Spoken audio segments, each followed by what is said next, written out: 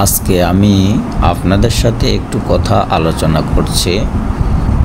যেমন কি সাতক্ষীরায় অনলাইনের মাধ্যমে একটি আলেমকে যেভাবে হেনস্থা করছে বর্তমান চেয়ারম্যান, ক্ষমতাশীল দলের চেয়ারম্যান, একজন আলেমকে কিভাবে বলতে পারে যে চুপ বেয়াদব, একদম চোখ ফুটা করে ফেলব?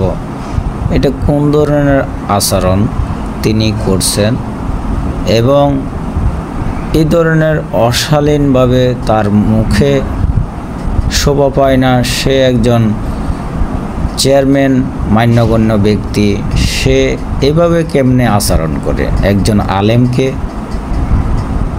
কিভাবে পারে সে এভাবে তাকে সোশ্যাল মিডিয়ার মাধ্যমে এবং এভাবে প্রকাশ্য তাকে এভাবে অপমান অপদস্থ করা? সে এত বড় প্রভাবটা কোথায় পায়?